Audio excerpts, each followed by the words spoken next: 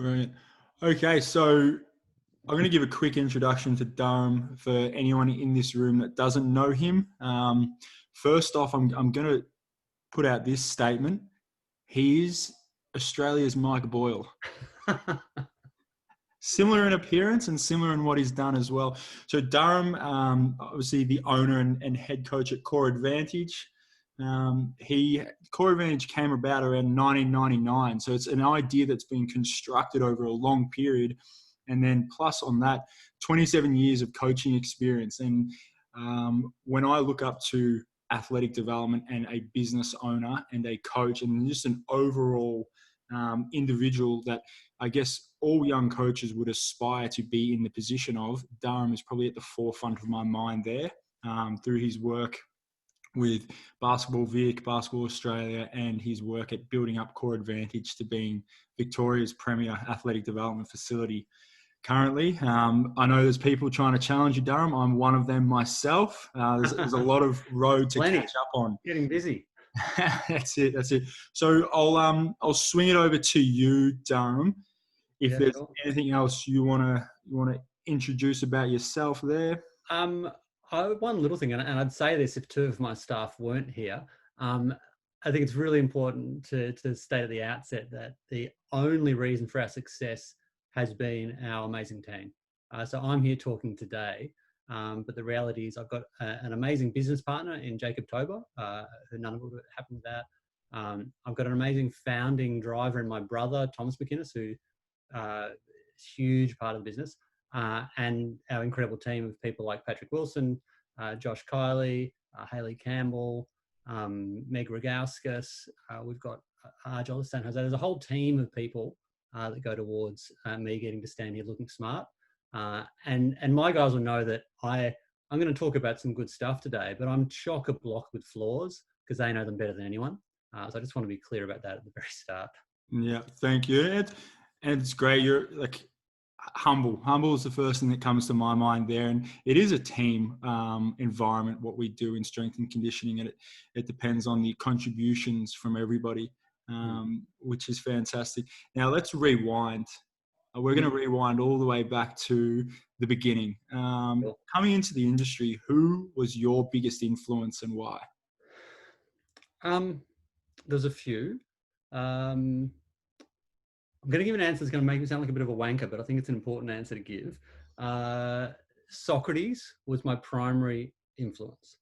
And that's just because he was a guy that asked questions, questioned base assumptions, and was really the pioneer of that 5 whys idea, the idea of asking why 5 times until you drill down into the real reason you're doing a thing. And so that I did happen to do a subject as part of my arts degree that studied him, and it was the best thing. It was just a pure piece of luck, and I got to learn about him at a young age. And then it'd be Stephen Covey, who wrote The 7 Habits of Highly Effective People, which I bang on about to anyone I meet. The combination of those two was just huge, like really, really formative. And that was just random luck. Like I just happened to see a book on my dad's bookshelf. I happened to do this course, and it just set me on a really interesting trajectory. In terms of the actual S&C though, Bruce Gray. So Bruce was my mentor. He's the owner of Body World Gym, which is like a hardcore powerlifting meathead gym. But Bruce is also a brilliant strength and conditioning coach, and he's kind of the godfather of Australian basketball strength and conditioning. So he took me under his wing as a know-nothing kid that thought he knew everything in '99, and was incredibly patient with me, and just gave me free rein, like really early on, let me do a lot of stuff. Back then, we were working with the Victoria Titans, but he's trained the Titans, the Magic, the Tigers, the Dragons, basically every pro team that's operated out of Melbourne, Bruce had trained at some point. And so I did a 15-year apprenticeship under him. So that was huge. But then the other ones would be, not in order, Mike Boyle, huge influence, brilliant guy. I read his first book in 2003, and I was like, oh my God, this guy's 30% smarter than me, and he's 10 years ahead of me. But he thinks on the same lines, and I found him to be brilliant. But equally important, Mark Verstegen, who's probably, Exos. in terms of widely known, is probably the least widely known superstar of our industry. Like, the man's a genius. So he's the founder of Exos. And, you know, like, it gets really quickly forgotten what an amazing job they did with the German World Cup soccer team and the lengths they went to knock that out of the park. Yeah, he's amazing. So I guess those would be my main guys. Oh, and Johan Bilsborough. Have any of you guys ever heard of Johan? I haven't. Yeah. So it's just, again, just luck. So a close friend of mine at the time is his cousin, and Johan was a personal trainer working out of Oakley Rec Centre, but also studying sports science. Went and got his master's, went and got his PhD, worked his way up through TAC Cup teams, Carlton AFL, Essendon AFL, Doggies for a little while, I think, maybe it was earlier, and did such a good job at every stage that he then got a gig with the Boston Celtics. And at one point in time, he was simultaneously the high performance manager for the Celtics and the Patriots at the same time. Wow. Yeah. And he's just a guy no one's heard of because he's not on the radar because he's not in Melbourne anymore. But he was a big influence because I saw just a person just doing their thing, and he was a few years ahead of me. I just saw what you could do if you really put world-class work in, because he would do everything world-class. He didn't do anything. There was no half-assed work with Johan, and he's just crushing it. So yeah, those are pretty big influences. So I think that just shows us what lengths that you have taken to format your training system and your education. Like, you've just rattled off there 6 or 7 pioneers of our industry, guys who are at the absolute top, and that's probably why you're now in the position you're in. And I'm a big fan of Exos and Mike Boyle's system, and just the simplicity of their systems makes them so effective. Like, they've just they're crushing it in what they do, and it's so easy to learn, it's so easy to coach, it's so easy to teach, that it becomes the effective part. Like, you're not there sitting there scratching your head going, well, why does this work? How does it work? So how has your training model evolved over your 27 years? Like, what are processes that you've gone about reshaping and forming it? Well, it started out really stupid. Like, I'm really happy there was no social media in my first couple of years, because I would have been posting all the dumb stuff I was doing and go, look at how clever I am, and they'd be there forever. But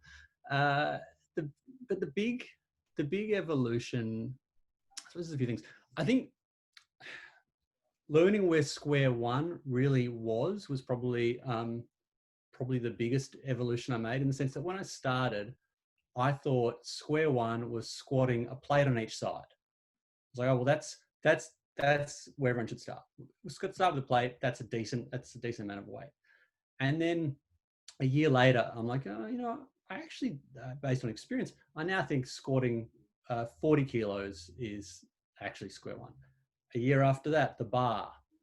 A year after that, I think it's squatting a broomstick. Like, there's this really, and so it took a long, I was a slow learner, but it took a long time until I ended up with, you know what? Step one is, can you activate your glutes in a prone position? That's actually square one. Because I kept starting at what I thought was square one, and it was actually square 6. And then finding people would, you know, they'd go from 60 kilos to 90 kilos on a squat, and they'd hit a sticking point. And it was because I hadn't actually started at square one. So that was the mentality of square one is, what's the sort of smallest dividable component of that thing that needs to be the foundation. And that was big. The other evolution, which I came to, as my staff will attest to, really late, was understanding that everyone isn't like me. Like, I love structure. I'll do the same thing every day for a decade if I know that I'll win, you know, like, that'll get me the results.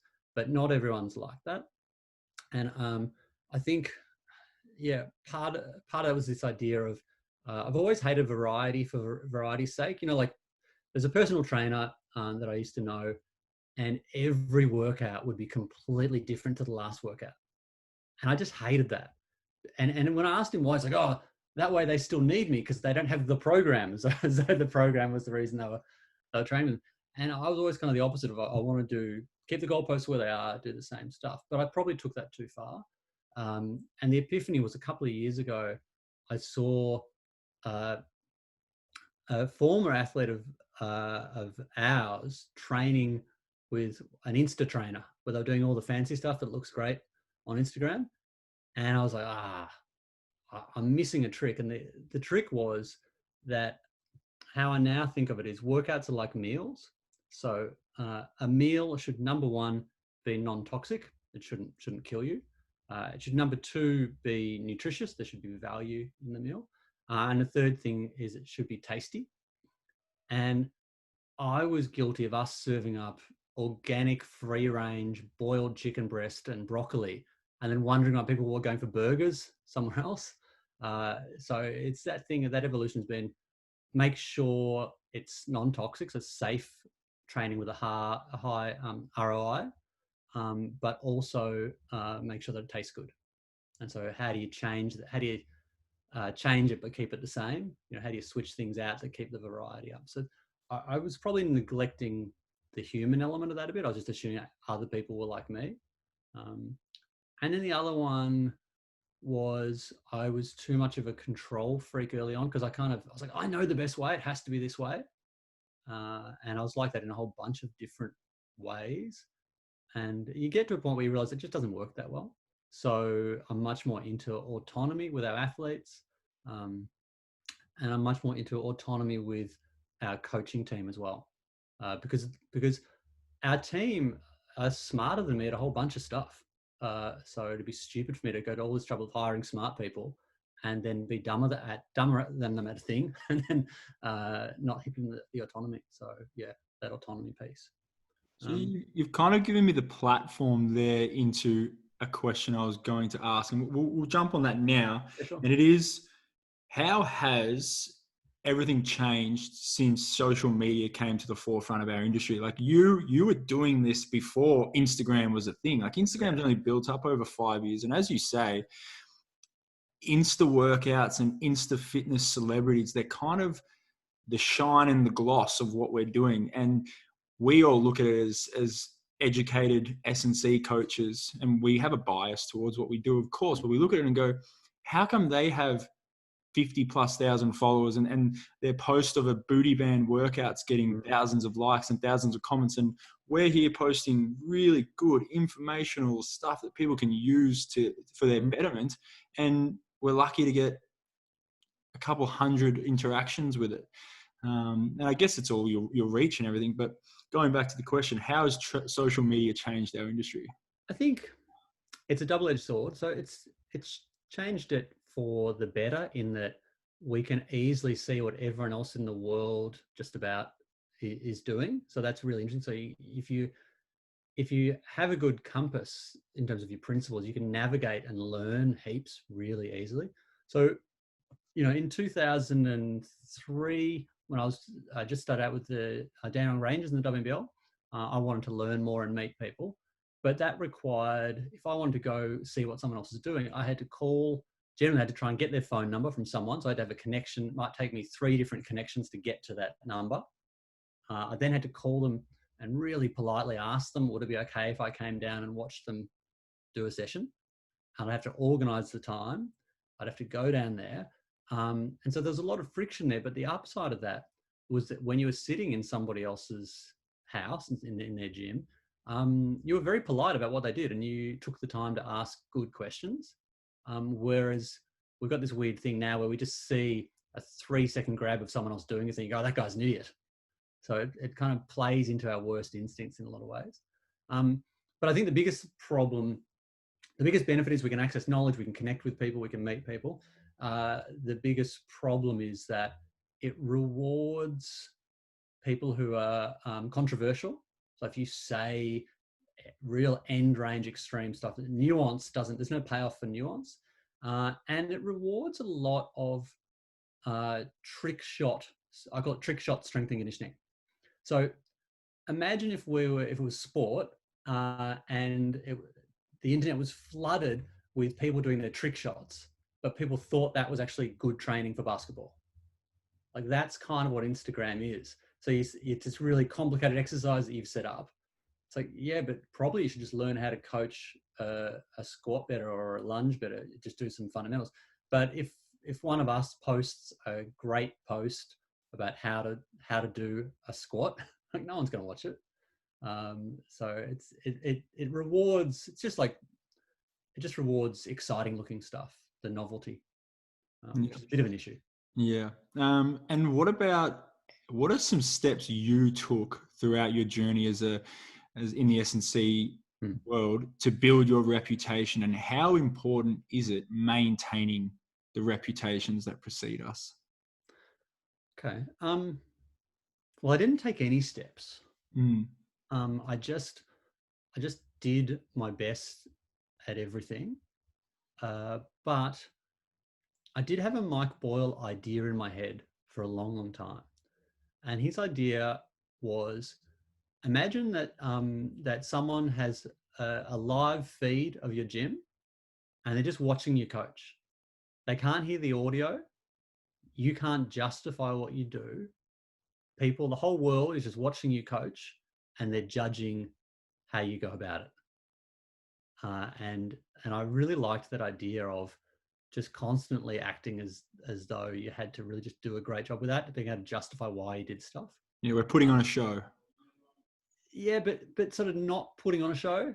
Mm. You know, it's like it's that sort of it's sort of a game time mentality of like every time you go to the gym, be there's just no slack days, I suppose. But other than that, I tried really hard, and you know, you're not always perfect at this, but I tried really hard to just be a good human, like to be kind and remember people and be thoughtful and just do my best at that stuff. And I think that eventually, so there's not an instantaneous payoff on that, but I think that builds. And then if you just really care a lot about the work, like every gig I took, I would over deliver significantly. And my wife, you know, she'd say to me, "What are you doing that for? No one cares. You're wasting your time. You've done that good enough." And I'd still go to make it better. And at the time, it was just probably because I couldn't help it because I had a bit of OCD. But the payoff there is that people start to see that everything you do is a little better than they thought they were going to get. So like simple, tiny little things. So I got a gig with the Australian Sapphires, the under-21 national team, and I really wanted to knock that out of the park. And so I created a spreadsheet that calculated, this is easy as, it calculated their body weight. I worked out their grams per kilogram of body weight of carbs I wanted to have them have. And then I made a formula that converted that into lolly snakes. So the team manager could just see each player must have, you know, 6 lolly snakes based on their body weight or 4. And like really that probably didn't make, if one player ate one too many lolly snakes, who cares? But it creates a sense of your level of detail, and people will tend to trust you because they think, well, he or she's going to chase after that detail. And athletes love structure. I love it. Absolutely. So I want to pick your brain even more now. We're going to go into the education realm. You're quite an academic yourself. I even saw in one of your posts that you said if you weren't going to be an S&C coach, you'd probably be in academia. So how does one maintain a balance between what we do, coaching, and some of us coach split shifts, 40, 50, 60 hours a week of coaching and programming and planning, and maintaining balance with their life in terms of family, their own training, and living their own life? I don't know. I don't think I do that good a job of it. I like lockdown's been a really interesting time for me because I've had a lot of time to for introspection because you're just not so busy rushing around. You can just think about what you're doing, and so I can't wait to get going again in the sense that there's so many things that I've been doing wrong. But one of them is I really let my PD slip by the wayside because I'm just so busy. I'm in the thick of thin things all the time with the business. And so I'm super keen to be less that. Like I had to drop doing my masters, so I had to stop doing my masters because the business just took over, and I was like, I can't lose the business. I can pick up my masters again later. But I'd really like to get more of that going. I think I know what I've been doing is I've been carving out time more. So getting up first thing in the morning and saying, all right, well, I'll read for an hour before I start the rest of the day. Like it's just quarantining it because it's that there's this matrix of urgent and important, and not urgent but important. It's the Stephen Covey quadrant idea. And I didn't spend enough time in quadrant 2, which is where all the value in your life comes from. So more of that. Little tricks. I turn the phone off at night when I get home. So I've got 2 phones. I've bought a personal phone as opposed to the business phone, and I turn the business phone off when I'm in the driveway. And that way, when I'm home with the family, I can't check my emails. I can't check Instagram because I don't have Instagram on my personal phone. So Creating boundaries for yourself. Yeah. Yep. Yeah, because our parents didn't have to do that, because when they literally, like when my dad would leave work, well, you couldn't get him. The work phone number was at work. It wasn't in his pocket. And there was no computer in the house. So when he was at home, he was very present with me because there was no way he could do work stuff. And I'm trying to replicate that a little bit with mixed success. Going on with the advice now, because you've been there and you've done all this, what is advice that you'd give to, let's say, your staff? Your staff are all in that 20-year-old to 30-year-old age bracket. What is advice you'd give them to help them, I guess what we were just talking about then, but help them declutter their life and reduce stress in their life of coaching? And I think the way you guys run your business is a really smart model with your coaching hours, in blocked hours. But let's say advice for young coaches who are working split shifts multiple days a week and who are thinking about, because I asked you this question myself, Durham, when's the right time to open up my own business and go all in? I think the most important skill is to say no to stuff. And it's really hard sometimes to do that. So a couple of years ago, I said no to being a high performance manager which was I quit my role at the Melbourne Boomers. So I was the HPM for the Boomers. And I quit that and I made up a little role for myself called speed and agility coach, because it's a tiny little job rather than an all-encompassing job. So I think the best thing that you can do is learn to say no to the stuff that isn't, you can't do everything. I think we're a bit like kids that have lived through the Depression or something, where we just, everything someone throws at us we take because we might not ever get offered another thing. If you're good, you're going to get offered more stuff. But saying no to things will create the room to let the things you need to do in. I've learnt that a lot from Jacob. He is world class at saying no to things. Jacob doesn't care that much about what I think, about what any of us think. He just wants to do great work. And so he'll just say, no, I can't do that. And it's a good skill. So it's kind of a master skill.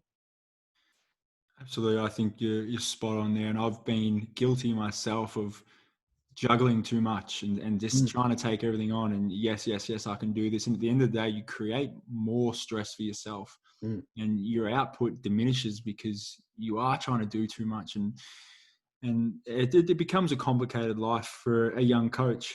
What's one piece of critical business advice you would offer a room full of young aspiring coaches? Only one. Yeah, you could. I'm not going to put you to one. You can go. Red team everything. So red teaming is a thing I did not do enough of in the early days of the business. And red teaming is the idea that if I'm in the army and I have a battle plan, I will take that plan to one of my colleagues and I'll say, this is my plan to take blah, blah, blah town. And my colleague then, and I'll say, can you red team this for me? They will look at the plan and they will say, all right, what we would do is we would kill you all when you're coming through this channel. This is a kill point. We would set up our snipers and we'd kill you here. And it's like, I didn't think of that. And so red teaming is super valuable. And so we try and do that with every single project we do. Okay, this is what we'd like to do, but where can that project fail? What are we not seeing? And kind of hand in hand with that is, and people that are good red teamers can feel like a bit of a downer. They can feel like they're being a bit negative, and it's not about being negative. It's just about seeing it from a fresh perspective. But I suppose the other thing, I wrote a note about it actually. I had a thought. Oh, yeah.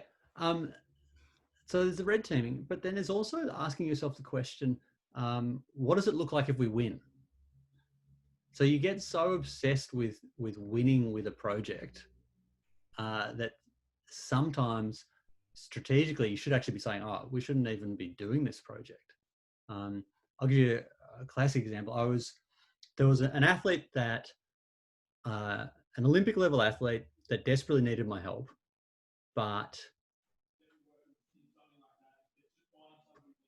and I could see that that athlete was headed for career-ending injuries, and I spent and there was some connections there. I spent a fair bit of time and energy trying to convince them that they should be doing good training and that I could offer that and help.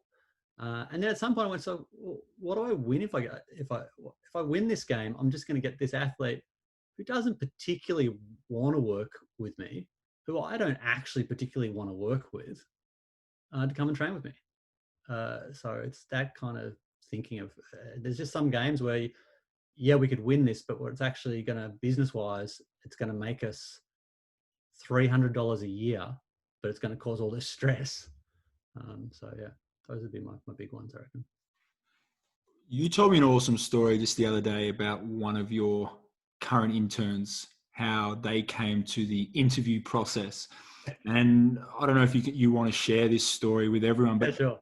I thought it was amazing. Like, what do you, and this is probably where your story is going to go, what do you look for in a hire? Like, what do you look for in a coach? What do you look for in someone joining your internship program? What are the key characteristics?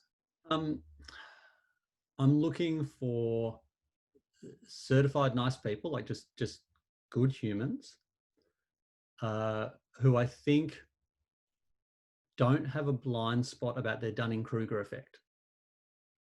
So Dunning-Kruger is where you think you know more than you know, because then I know I can teach them, and it's going to be downhill skiing. So if they come into the program and I know that they are smart without being arrogant, then we're in with a good chance, and that they've got a fair bit of they're preparers. I think it's like that whole thing. We've set up a couple of hurdles that we set up in the interview process, where if you don't read the application process properly and you don't read them, you'll accidentally fail out of getting into the interview. And we do that just to find out attention to detail. Eric Cressy does the same thing. It's quite a common thing. Yeah. And I think it's just, you want people that are prepared to prepare, because if they're prepared to prepare for the interview, then they're probably going to prepare for every time they do a camp or a gig, and good preparers are pretty special.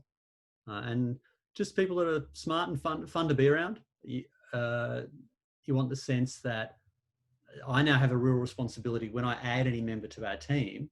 If I add someone that my team doesn't get along with, I've broken, I've brought Yoko to the Beatles. I've broken the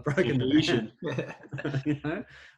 So there's pressure to make sure they're just good people. Yeah. And can you quickly share the story I was referring to? Because, and I hope she watches this, and congratulations to that individual. You are going to go very far and maintain that. So a couple of intakes ago, I had the interview process, and this candidate, I said, what have you done to prepare for this interview? And she said, I've listened to every single one of your podcasts. And that's good, because we've done like 150, so that's impressive. And yesterday, I role played the interview with it, where my mum pretended to be you, and she hammered me with questions. And I was like, how are you not in? Like that? Absolutely. That just says you're going to be the kind of person that's going to do whatever it takes to get great results. Absolutely. So young coaches out there, if you do watch this, that is an absolutely fantastic way to go about any interview process if you want to impress the people that you are looking to ultimately hire you or include you in a program. I absolutely love that story, and that's something I will share with a lot of people over this journey. All right, we're going to go into, what are some ideologies that you pertained early early on in your career that have changed or evolved over the process?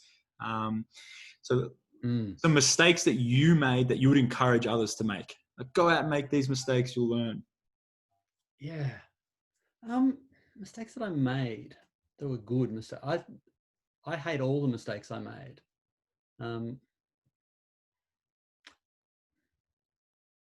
I guess. Oh, okay. No, I can answer this. It sounds a bit self-serving though. I think the big mistake I made was over-engineering everything, and over-baking everything, and overthinking stuff. But at the same time, that was pretty helpful. But if I had the skill to dial that back, I would have gone a little bit better, I suspect. So it's kind of it's 6 of one, half a dozen of the other. Not a very good answer, sorry. That's all right. That's all right. Something may come to us as well. How about this? Is the doozy of the question? Quite hard to answer. What is a mistake that you made that you would tell people don't do this? Like, this is a mistake I made. Don't do it. It's yeah. I've got so many of them. This is your ballpark. All right. Where do I start? Okay. Mistake number one, thinking that the athletes need you to be their friend. That building connection via friendship energy is the way to success. Because they don't need friends. They've actually got plenty of friends. What they need is a coach, mentor, and a Sherpa. They don't need a friend. So yeah, I think that's a really important one. Not getting confused, because then you don't have that authority. You've got the connection, but without the authority, so you can't really transport them anywhere. You can't take them anywhere. So I think that's really important. Other mistakes, not early on understanding power dynamics with coaches. You know, we can be so fixated on kind of like at a cellular level, the physiological changes we want to make with our athletes. And then we can step up a little bit and the shapes we want to make them make, and then step up a little bit these other things. But there's this whole other thing, which is coach relations. And I just wasn't adequately focused on understanding that early on. And that made things a little harder. Whereas now it's like, well, if you can't speak coach, if you can't win the coach over and have a conversation with them and put it in language that they understand, then it's difficult to go very far. So I think that was a mistake as well. I love that first piece of advice that you gave. I think I've been guilty of that, and probably a lot of people that listen to this go, "Oh yeah, there's a time where, hey, these athlete in front of us is hiring us to do a job. We are a service-based industry. I don't need to be their best friend. I don't need to handhold them. I need to get them the results and keep safety, their safety, as the number one priority to achieving these results." And you'll still get great friendships and relationships out of it. So I've still got wonderful lifelong friendships. I had a whole bunch, at our wedding, there was a whole bunch of our athletes were at the wedding because they're really important parts of my life. But you've got to pursue the coaching first, and then sort of the relationship will sort of organically, come out of that. But it's really dangerous to suddenly try and be like you're their mate, I reckon. Yeah. We're going to revert back to the education stuff here just quickly. I know we're jumping around a little bit. What's some training advice? I saw that you put up a few stories the other day, and it was of your training schedule, and I go, he's still doing so much. Like, he's tracking his sleep, he's tracking his running, tracking his load management. Like, you treat yourself like an athlete, which I think is critical for people in our job. Like, we can't walk the walk or talk the talk, without walking the walk. So what's a piece of training advice that you would give coaches that they can carry out through their life of coaching? You can't lead the cavalry if you don't look good on a horse. So you've just got to be able to do the stuff. I think it's so much easier. So you can spend, like at uni, you're trying to teach someone how to do an exercise at uni, and you literally get rewarded for every syllable. Like if you say more stuff, you get more boxes ticked, you're more chance to get a higher mark. And in the real world, it's the complete reversal of that. You want to be able to teach something with the least amount of words, as quick as possible, and with the highest amount of effectiveness. And that's demoing. And when you're in your early 20s, you can demo, you could not train for a year and you could still demo stuff really well because you're young, lean, fit, and strong. But I had this realization probably wasn't that long ago, probably 4 years, actually about 4 years ago, that I wasn't going to make it. My body wasn't going to make it with me. Like I was just going to break. And so it was that idea of, all right, I'm training now so that I can still be just as good at demonstrating at 60 as I am at 47. And if not, slightly better. So my advice would be, don't do what I did, which was I got sick. You get sick of you get sick of your workplace eventually sometimes. I mean, how passionate you are, you get a bit sick of it. And I just got sick of lifting because I've worked in the same gym for 15 years.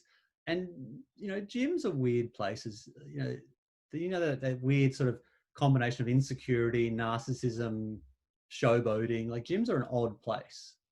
And I let that sort of the toxicity of that strange energy affect me into not really being that interested in training because I associate it with people that were a bit off sometimes.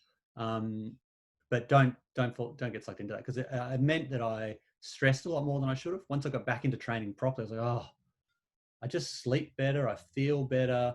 I'm kinder.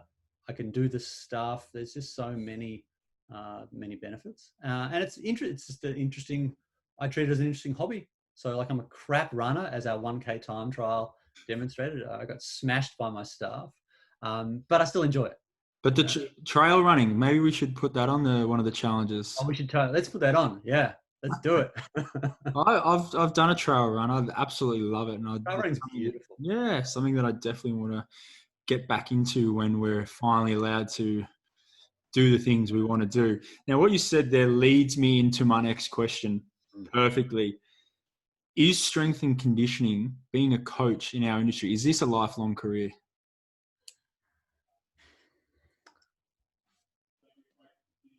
Yes, but just because you can doesn't always mean you should. So you can make it a lifelong career, but it's something that you have to think about in terms of what do you want out of your life in the bigger picture. So like if you've decided that you never want to have kids, then hell yeah, go for it. Do it till you're dead. But if you want to have a family, then it has to be something you balance a little bit more. Because I didn't adequately anticipate how much difficulty and strain being out of the house all these nights does on your family. So you have to factor it in. I still think it's wonderful because you get great. You work in a space where you have great relationships and it's fun. And like I'm really missing my team. I'm really missing my gym and our athletes. So that shows how much we love doing it. But it's not a guaranteed thing. That it's not for everyone. Yeah. Like I've even had I've been coaching for 6 years now. I've had thoughts where I've gone, do I want to be doing this in 5 years or in 10 years? And I question myself, and I always come back to the answer, yes. Have you had those thoughts over your coaching career? Yeah. Have you gone to the well and gone, shit, I need to think about what else I could do? Yeah. Like the day that first lockdown hit was probably the deepest introspection about that. And because there was so much uncertainty there, and I didn't know if my feeling wasn't that on that day was maybe my entire live stream just goes in a puff of virus. Like it's just gone. And so, yeah, I thought really deep, like what would I do? And I wrote down a list of what I would do if I wasn't doing this.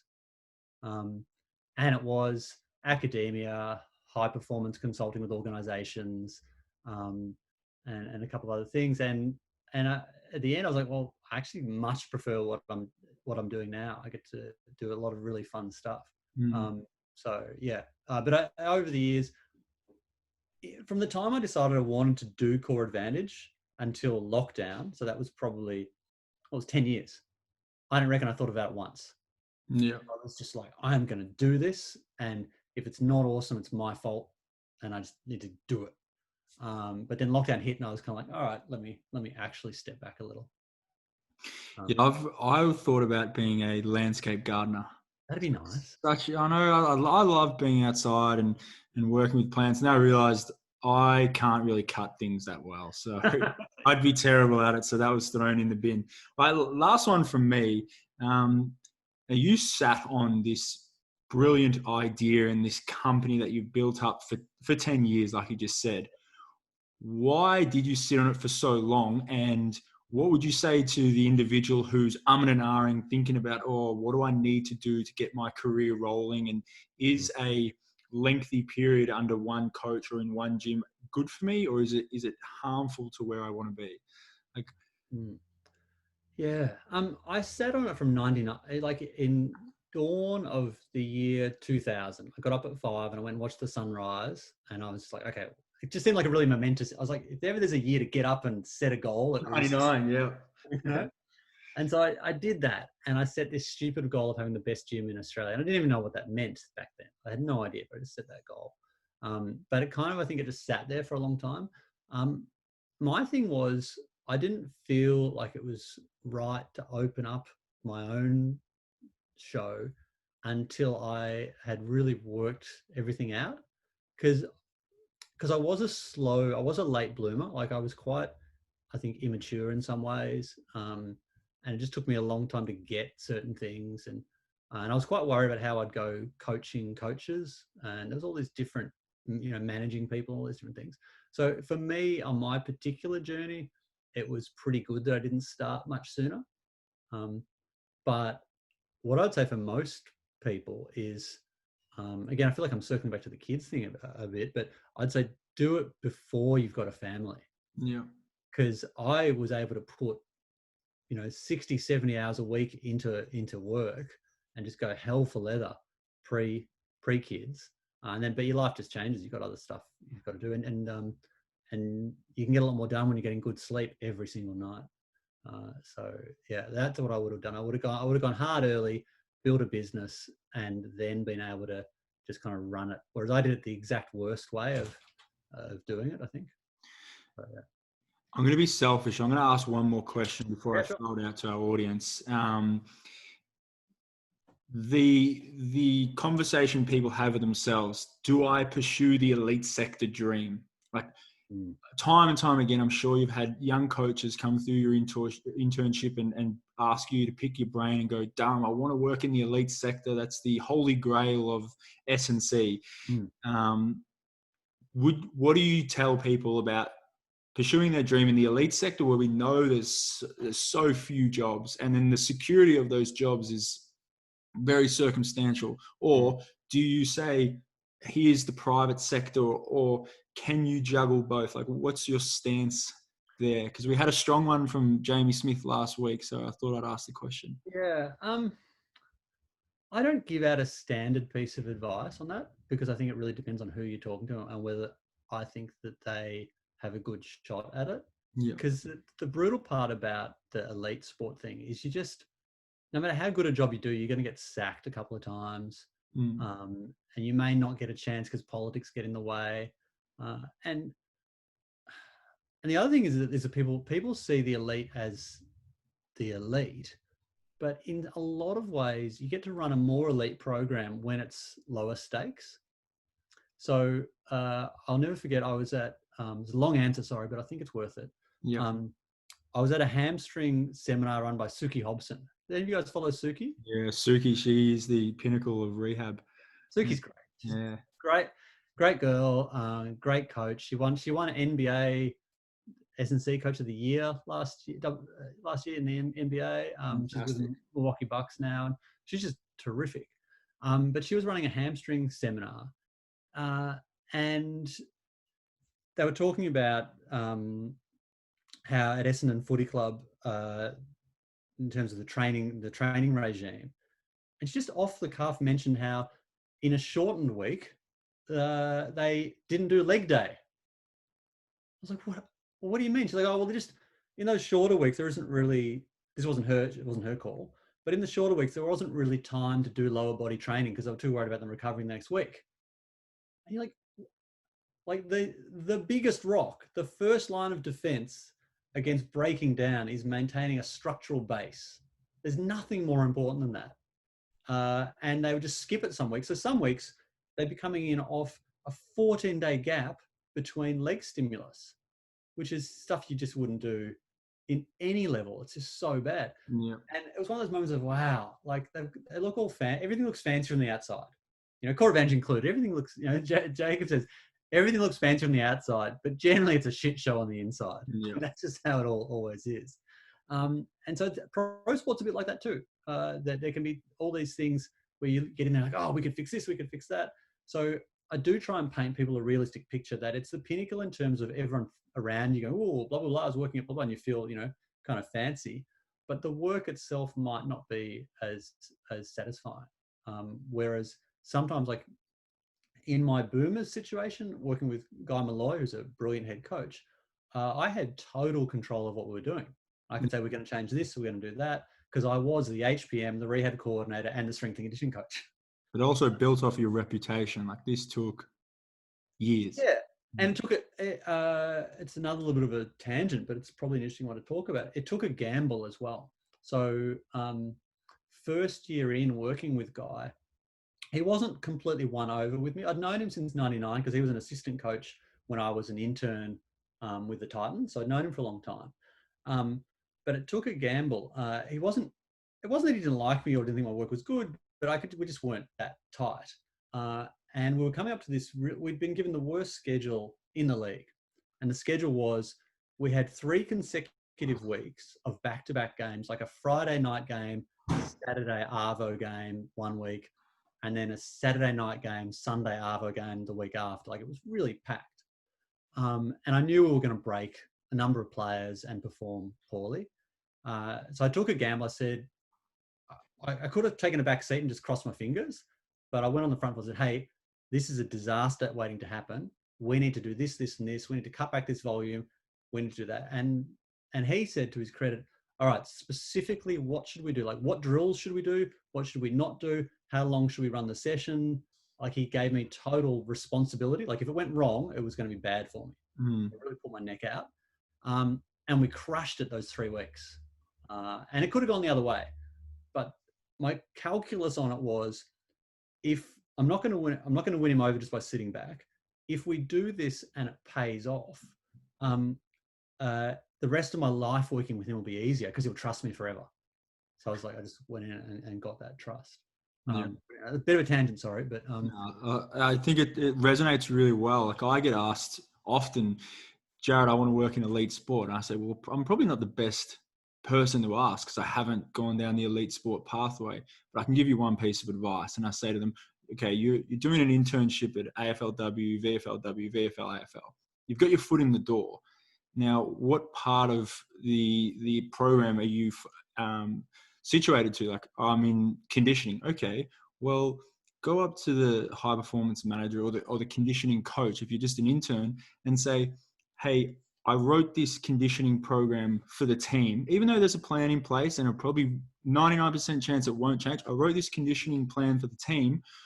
Can you take a look at it and tell me what's good, what I can work on and kind of point me in the right direction? And they kind of have a light bulb moment and go, oh, so take destiny into my own hands. Of course, take destiny into your own hands. And that goes back to what you just told us then, that story. You back yourself and you go, all right, well, I'm very, very confident that this is going to work based on what I know. And I'm going to take a shot. And sometimes you need to take a shot in this industry and it pays off, great dividends. Thank you for answering all of my questions. I could sit here for endless hours and just keep firing questions and chatting to you, but I will open up to anyone else in the room if they want to ask Durham a question. Your time is now. Go for it. Yeah, I have a question. You mentioned that you went above and beyond with things and you went the extra mile. However, you also mentioned that you were unable to say no to other people and also yourself. I'm sure that many of us here spend a hell of a lot of time on things in terms of programming and opportunities. And then it almost goes into being inefficient. We're being inefficient with our time. Yep. When did you figure out when to say no to others, and more importantly yourself, in terms of like programming and opportunities? Because I feel like I don't know if I'm ever gonna figure it out. Yeah, it took me a while. I think it was probably only the last 5 years that I started to what I wasn't good enough at early on. If I could go back and talk to young me, what I'd tell him was to just get better at taking a breath and zooming out from the situation. Just zoom out, see it from above. Okay, what's actually happening here? What do I really want to get out of this situation? What's that person thinking? What am I feeling? There's a lot of stuff like that, just that way of thinking about it. And it sounds lame, but I credit meditation with a fair bit of helping with that, because I think there's some effect with meditation where you just start to see yourself and what you're thinking in real time. Like now I'll notice if I'm going into an interaction, there's this part of me that wants me to, there's a part of, I suspect all of us, that we go into interaction and we want the other person to think we're really clever. Like that's just, we want people to think well of us. Yeah. And now I can actually feel that feeling like, I'm going to try and impress them. Relax. Don't do that. You're going to look silly. So I think it's just that self-awareness, like cultivating that early on to know what's driving your feelings, what's driving other people's feelings. You'll be more likely to say no. And then just being able to get stuff. Where I'm at now is I used to be a perfectionist, and that held me back, held our company back, held my team back. It created an environment where people did not have adequate psychological safety to go after what they were trying to do. So I was really wrong with that. And I had this false binary where it's like either perfectionist or sloppy. And there's actually a step back from perfectionism. I call it awesomeism. So that's where it's 95% good. So it's not, P's get degrees. It's not a 51%. It's 95% good. And because the thing is, if you're at uni and you get back an assignment and you got 95% for it, you are saying, awesome. Like that's a good result. So I try and just chase that standard now. And I marry that a little bit with as a team, as a standard. Our standard is stuff has to be world-class. Like that is a little bit binary. If we want to do a thing, try and make it world-class because that just keeps us on our toes. But yeah, I think that ability to separate yourself and have a bit of distance and then to not be a perfectionist, those things, they pay off a lot. Good question. Thank you. Thank you. Yeah, I've got a few questions. So I remember you talking about this last year, the Strength Culture Congress, it's about networking. But I just want to hear it again from you. It's like how important, how prominent have you found networking to be in your career and your growth? Yeah, it's everything provided you're not trying to do it. Like if it's like you're there sort of like a politician shaking hands and making friends, and if it's not genuine, I think it actually has to come from a place of enjoying people's company and being excited. Like I genuinely, get excited about other people's successes and about people doing a great job. I think that's where it sits. So if you're doing it like a salesperson, then it's the worst thing you could ever do because people will shut doors in your face so much you won't even know it. And it's very rare that someone slams a door in your face. So you don't notice it's being shut. But just quietly, doors are shut if people don't think well of you. So I think it's a matter of just being genuine and being nice to people, treating people that you don't need just as well as people that you do need. So like one of the tricks I used to do was when we were doing internship interviews, I would ask the other staff how the candidate was with them. Because often people are really nice with me because they perceive rightly or wrongly that I'm the gatekeeper for them to get a gig with us. But actually, every decision I made is run by our whole team. And so they'll be kind of a bit dismissive to one of the coaches. I'll never forget, someone was quite dismissive with Jacob one time. And I was just like, and they called him the wrong name. It's like, oh, you no chance, you know? So I think it's networking in the sense of wanting to be a good citizen and enjoying other people crushing it and being comfortable saying they're crushing it. Like Jarrad's crushing it, and I'm very excited to see what's going to happen for him. And that's, you know, like, he's going to be a competitor and a really worthy one. But that's fine because he's going about it the right way. And like Jamie Smith, like, he's younger than me. I reckon in some ways he's twice as smart as I am. But I'm super excited to see what he does. So it's that sense of just general excitement about what other people can get up to. I think that's the secret sauce. Awesome. Anyone else got any other questions before I ask another one? Fire away. You good? Oh, sorry. Can I link back to Jarrad's question before about sort of elite versus private? You've had pretty obviously good exposure into both industries. How do you think it's sort of changed over the last sort of 15 years? And if you were to start fresh as a 21-year-old finishing your exercise science degree, would you go down the same path as what you did, or would it be very different? Oh, that's such a good question. Yeah, look, it's changed so much. Like, it's only a small example, but to give context, so and a lot of my knowledge is not from the gigs I've had, but it's from the gigs mates have had. So, because obviously if you come up long enough, I've got lots of friends that have gone through the AFL system and NBA and so forth. But it's changed so much. So, like when in 2003, when I got interviewed for the Rangers gig, I got interviewed by the captain, and she was kind of like, "Yep, I like the sound of your stuff."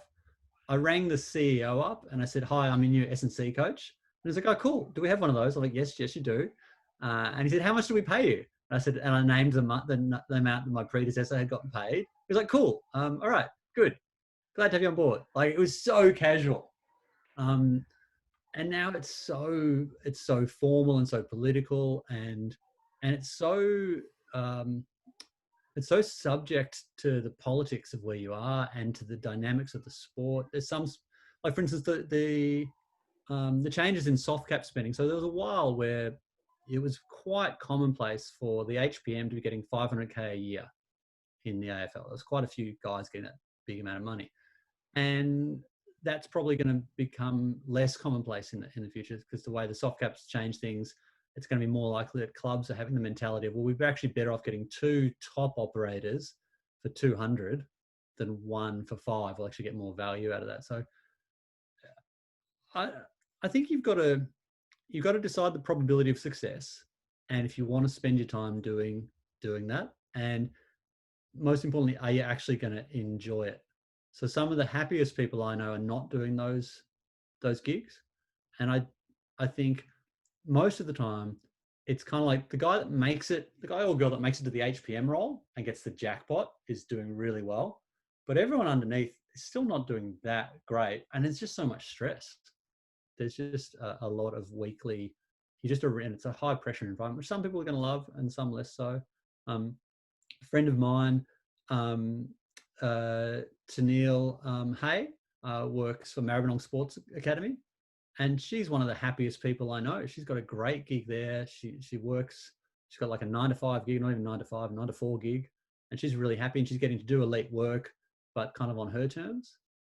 So there's a lot to be said for that as well, rather than the club kind of owning you. And, you know, like, it's a very unbalanced thing with elite sports teams. We went championship, and we were 44-6 over 2 years with Dandenong. So we were a dominant team without a single Olympian in our team, which is a bit of a big deal. Championship runners up 4th, and we all got the sack. You know, like, it's just brutal. So it's one of those things where if you really want to do it. It's a bit like opening a business. People say, should I open a business? And I say, only open a business if you really, really have to. Like, if you can go along and work somewhere else where you get to just do the work, not all the other stuff, and that's not a bad thing. Some people have got a burning desire where they have to. It's like, all right, we'll do it, but know what you're getting into. Long answer, sorry. Great answer. It's good. Durham, I might. I've got a question, mate. First of all, thanks for the chat. Got some good information out of that. I'm not entirely sure if Core Advantage is purely a basketball gym. From what I've seen, I know it's a big part of it. And obviously, that, yes. Go on. Yeah, obviously your passion is basketball as well. I just want to get your thoughts on some advantages and disadvantages of specialising in a single sport and then taking that to the next level and being able to open up a private facility, performance centre, specialising or focusing on a sole sport. What sort of barriers have you faced, or what sort of advantages and disadvantages does that provide? The hardest thing is I do love basketball, but I also love lots of other sports. And we train elite athletes in 20 plus sports, but we're just pigeonholed as the basketball people. And that drives me crazy because I feel like I know basketball so well, I could do it in my sleep. It's not a Rubik's Cube for me. It's not an interesting challenge. So I would much rather we were perceived as broad as we are, because we're actually much more broad in what we do. But the reason that we are, I guess one of the issues that helps the business though, on just a pure business side, is that you get into an area and you do a good job, you develop all your relationships in that area. So, athletes that I was working with when I was an intern, well, I'm training their children now who are playing, like Alana Smith, who's playing in the WNBA and plays for Australia. Well, I worked with her dad when he was late in his career, and so there's an effect there that's super valuable because you're really part of the community. So that's really good, but I think it's a very vulnerable position in terms of like. What if someone that hates my guts gets hired as the high performance manager at Basketball Victoria? I don't think that's likely to happen, but I'd only find out too late, wouldn't I?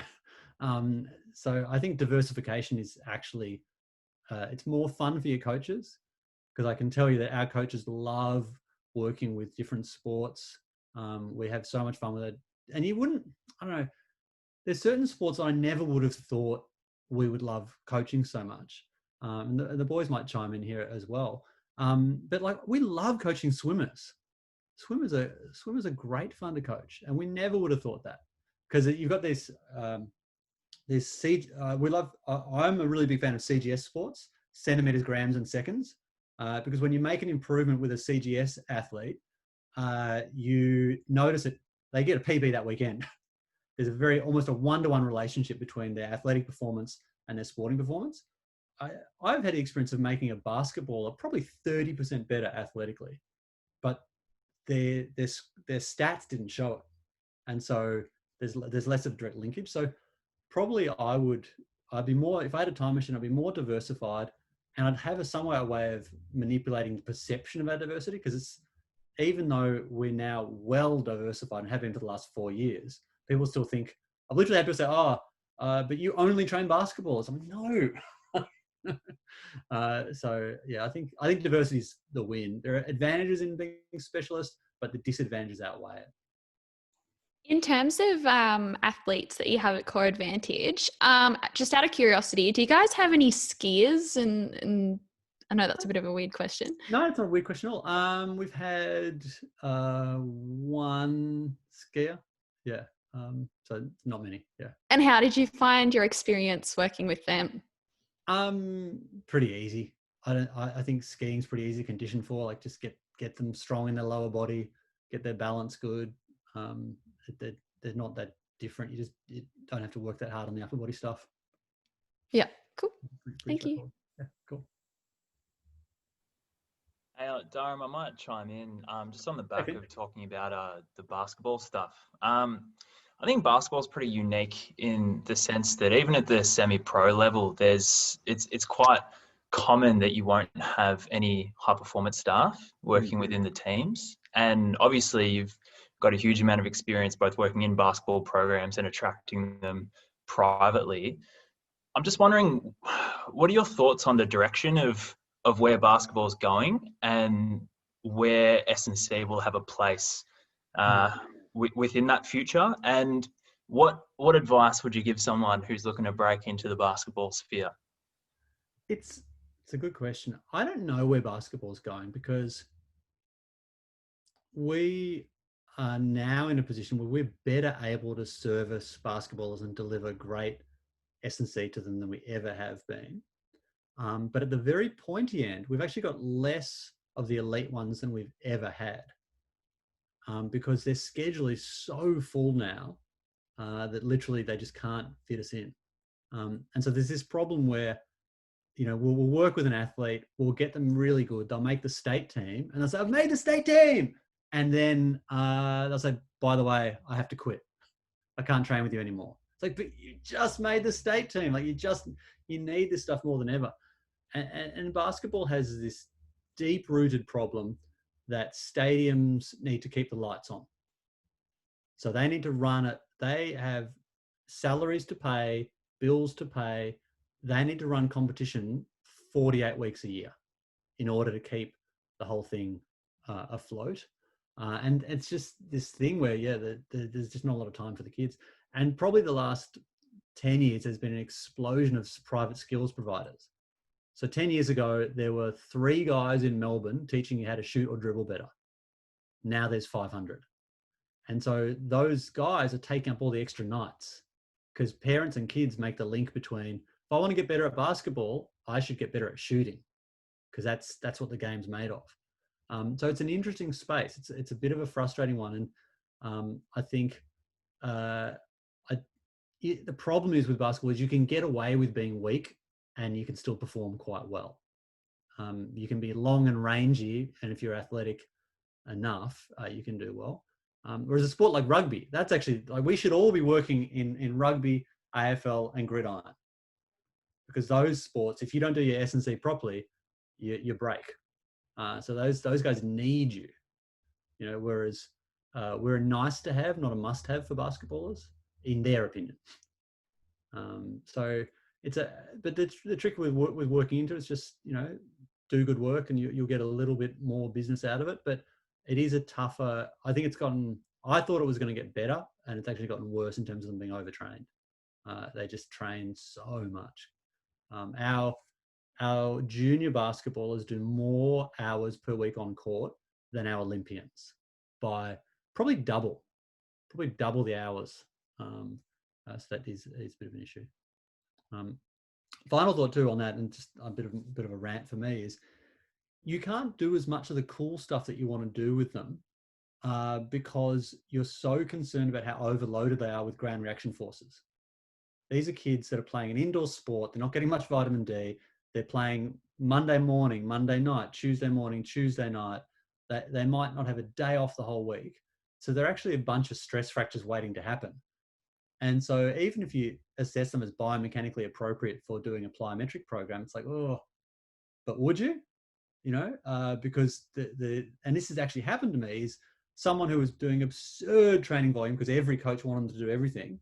And they broke and they had a stress. And the first question the coach asked, because it got fed back to me, was, oh, what's Durham doing with them in the gym? And as though I broke them with my bench press and broomstick squat, at that point. So it's a tricky space. I do like the CGS sports better. I think they're pretty good for that reason. Yeah, perfect. Thanks. Cool. Durham. Hey, Davey. I see you lurking there. How you doing? I got a question for you. Sure. I'm just wondering if your quads have recovered from your RPE session on the weekend. How they feel? Only just. Yeah. I got seduced by Jamie and Charlie's reps in reserve idea, and I wanted to find out what my proximity to failure was. So I squatted 75 kilos. Turns out I was further away than I thought. I squatted 75, which is, I weigh 65, and 75 is where I've been living lately. I squatted it for 21 reps. I was still sore yesterday. Crazy. It's all right. Put the weight up next week. Easy. Cheers, Jamie. I'll jump back in. I feel like you've already answered this one a few times. You've had a few mic drop moments. But what has been the most prominent thing you've changed your mind on that you were always stuck to in terms of your coaching or coaching methodology? Oh, that's a good question. Yeah, Okay. Oh, I have another one. Yeah. Olympic lifting. So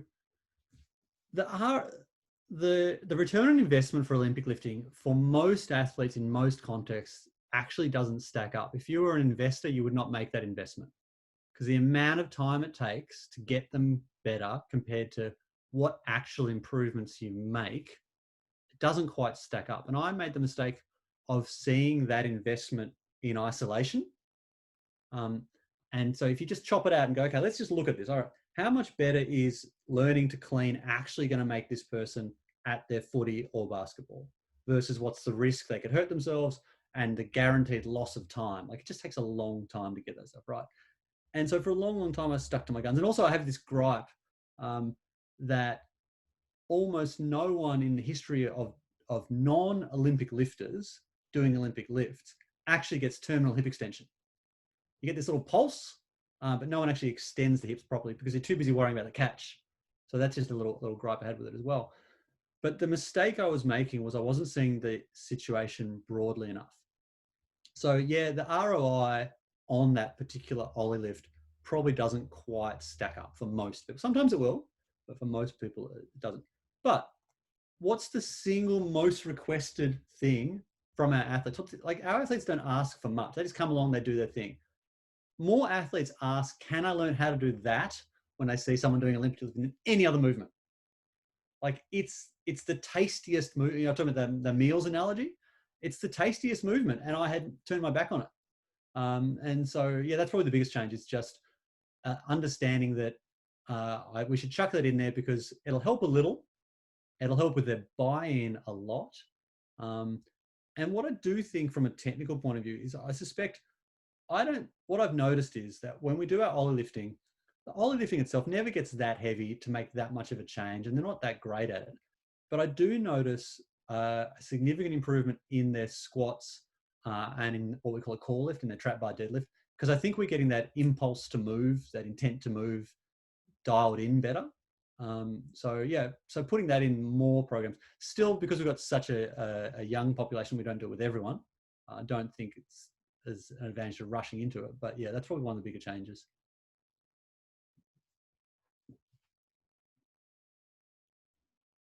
Has anyone else got one last question, or we can wrap this up?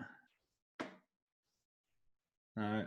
Excellent. Thank you for the questions. They were fantastic questions. Again, just Durham, thanks for your time, taking the time out of your day. You're a walking quote book almost. I think I foresee a book in your future. I look forward to reading the book. They're all stolen though. I've written a couple of them here. Awesomism, level under professionalism. I love that quote. And then CGS Sports. I think you're going to see that terminology CGS Sports pop up a lot over the next couple of weeks with everyone. Thank you very much. You are the model of success, I would say. And as you said, you haven't done it on your own. You've done it building a great team around you, having a great family around you as well. And you are a great role model for all of us young coaches coming through. So thanks for your time. And I look forward to following in your footsteps and trying to knock on that door of taking the mantle of the Premier Athlete Development gym in Australia. And I think that's what everyone should strive towards. Be the best that you can. Go over the top. Taken a lot from this conversation. Again, thank you. My pleasure. Thanks, Steve, for having me. My pleasure. Thanks, guys. Thanks, everyone, for joining. Have a good one.